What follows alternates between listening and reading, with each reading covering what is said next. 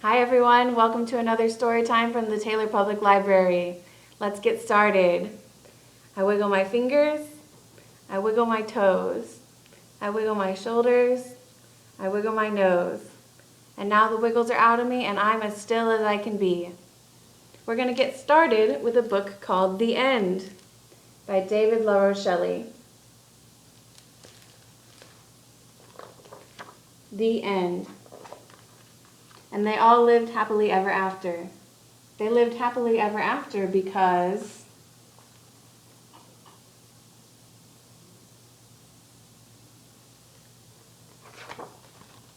the soggy knight fell in love with the clever princess. The knight fell in love with the princess because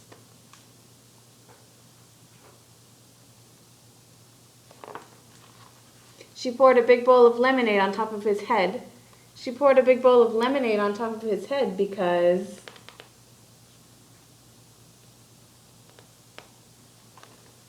the knight's curly red beard was on fire. His curly red beard was on fire because he had been tickling a great green dragon. He had been tickling a great green dragon because the dragon would not stop crying. The dragon would not stop crying because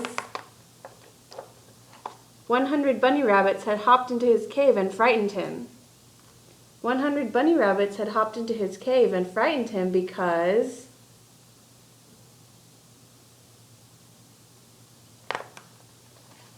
they were trying to escape an enormous tomato rolling down the hill.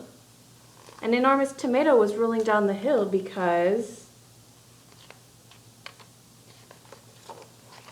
it had been hit by a flying teacup. It had been hit by a flying teacup because a hungry giant was throwing a temper tantrum. The giant was throwing a temper tantrum because the cook did not make lemon cheesecake for dessert. The cook did not make lemon cheesecake for dessert because there were no lemons left at the market.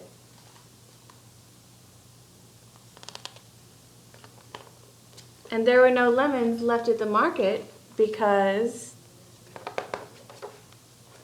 once upon a time a clever princess decided to make a big bowl of lemonade.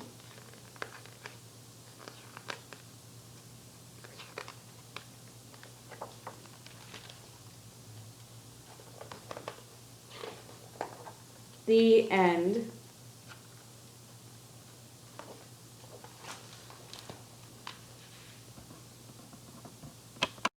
This next song is about wolves because that's what our next book is about. Ready? 1 little, 2 little, 3 little gray wolves, 4 little, 5 little, 6 little gray wolves, 7 little, 8 little, 9 little gray wolves, 10 gray wolves howling at the moon. Howl with me, okay? Ow! Let's sing that one again. 1 little, 2 little, 3 little gray wolves, 4 little, 5 little, 6 little gray wolves, 7 little, 8 little, 9 little gray wolves, 10 gray wolves howling at the moon. Ow! This is The True Story of the Three Little Pigs by A. Wolfe, as told to John Skieska, illustrated by Lane Smith.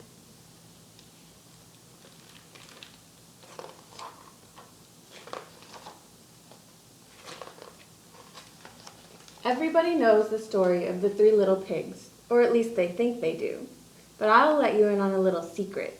Nobody knows the real story because nobody has ever heard my side of the story. I'm the wolf, Alexander T. Wolf. You can call me Al. I don't know how this whole big bad wolf thing got started, but it's all wrong. Maybe it's because of our diet. Hey, it's not my fault wolves eat cute little animals like bunnies and sheep and pigs. That's just the way we are. If cheeseburgers were cute, folks would probably think you were big and bad too.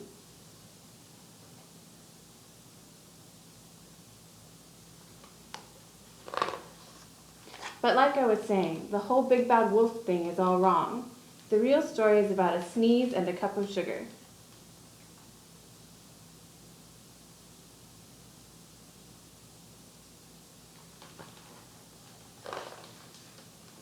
Way back in Once Upon a Time, I was making a birthday cake for my dear old granny.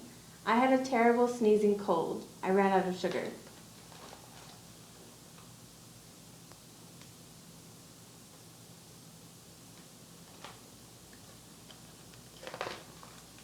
So I walked down the street to ask my neighbor for a cup of sugar. Now this neighbor was a pig, and he wasn't too bright either. He had built his whole house out of straw. Can you believe it? I mean, who in his right mind would build a house of straw?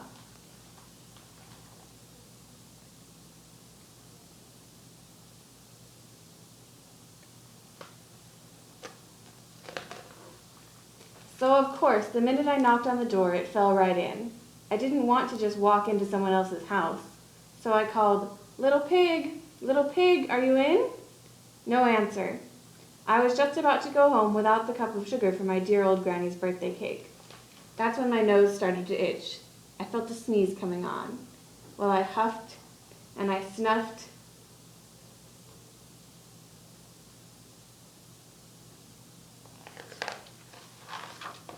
And I sneezed a great sneeze.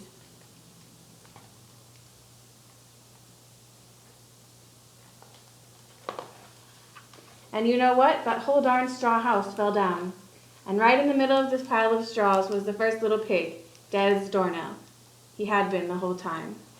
It seemed like a shame to leave a perfectly good ham dinner lying there in the straw, so I ate it up. Think of it as a big cheeseburger just lying there.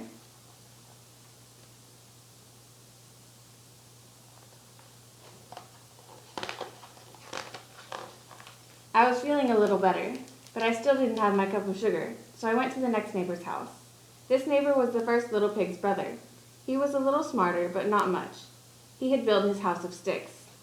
I rang the bell on the stick house. Nobody answered.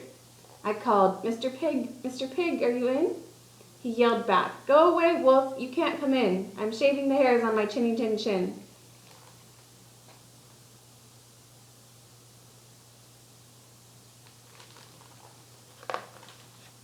I had just grabbed the doorknob when I felt another sneeze coming on. I huffed, and I snuffed, and I tried to cover my mouth, but I sneezed a great sneeze. And you're not going to believe it, but this guy's house fell down just like his brother's. When the dust cleared, there was the second little pig, dead as a doornail, Wolf's honor.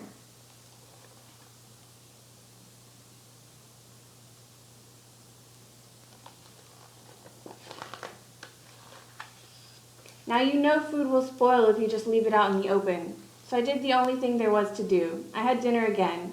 Think of it as a second helping. I was getting awfully full, but my cold was feeling a little better, and I still didn't have any of that cup of sugar for my dear old granny's birthday cake. So I went to the next house. This guy was the first and second little pig's brother. He must have been the brains of the family. He had built his house of bricks. I knocked on the brick house. No answer. I called, Mr. Pig, are you in? And do you know what that rude little porker answered? Get out of here, wolf. Don't bother me again.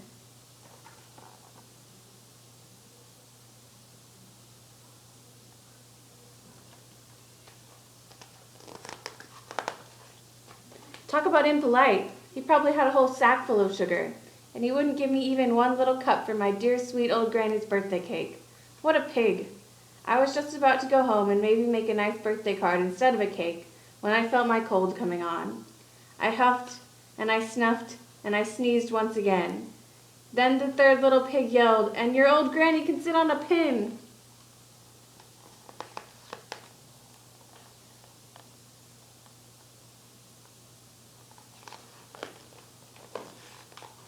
Now I'm usually a pretty calm fellow, but when somebody talks about my granny like that, I go a little crazy. When the cops drove up, of course I was trying to break down the pig's door. And the whole time I was huffing and puffing and sneezing and making a real scene.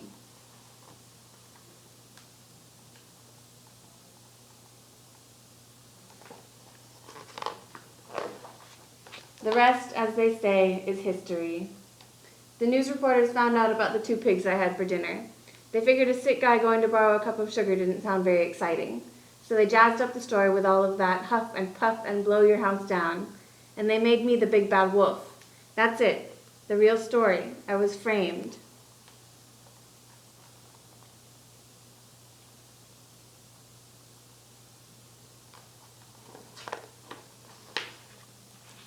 but maybe you could loan me a cup of sugar?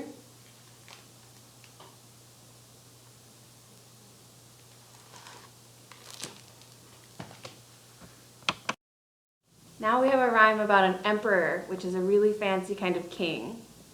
If I could be an emperor for just one regal day, I'd dress so fine and strut about, for that's the royal way.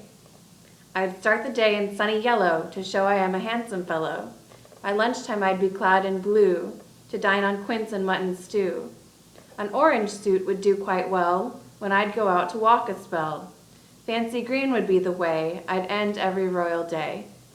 But since I'm not an emperor, I guess that I will be happy wearing my own clothes and dreaming royally. The Little Red Hen, an old story by Margaret Zedmack.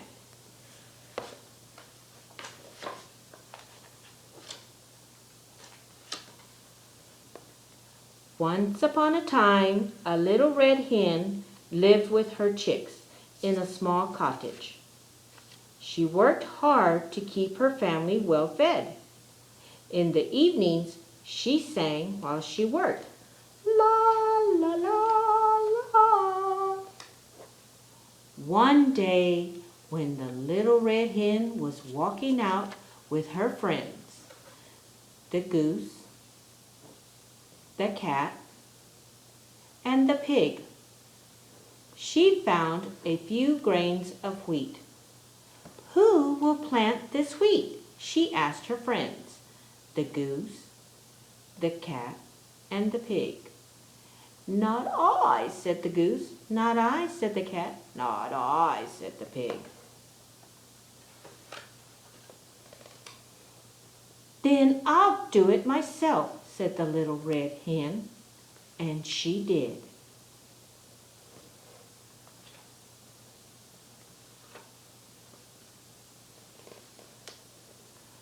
One morning, the little red hen saw that the green wheat had sprouted. "Oh, come and see the green wheat growing," she called to her chicks.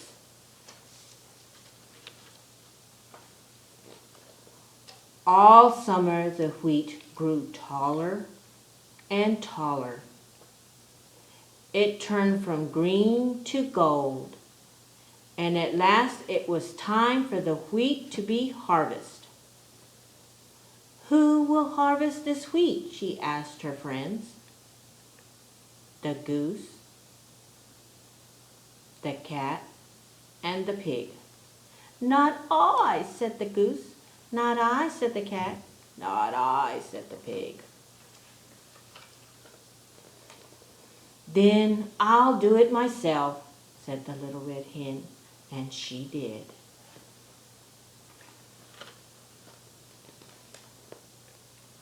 At last the wheat was all cut down, and it was time for it to be threshed. "Who will thresh this wheat?" she asked her friends, the goose, the cat, and the pig. "Not I," said the goose. "Not I," said the cat. "Not I," said the pig. "Then I'll do it myself," said the little red hen, and she did. At last the wheat was threshed, and the little red hen poured the golden grains into a large sack, ready to take to the mill to be ground into flour.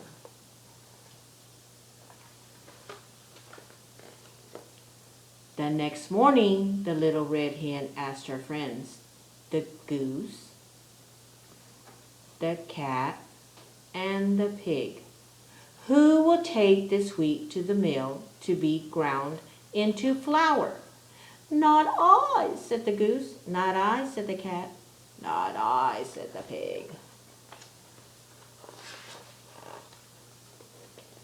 "Then I'll do it myself," said the little red hen, and she did.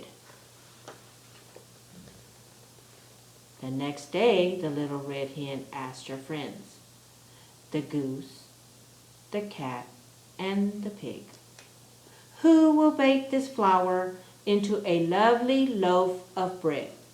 Not I, said the goose. Not I, said the cat. Not I, said the pig. Then I'll do it myself, said the little red hen, and she did.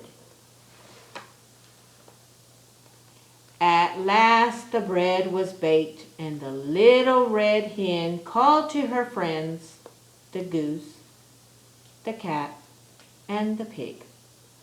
Who will eat this lovely loaf of bread? I will, said the goose. I will, said the cat. I will, said the pig.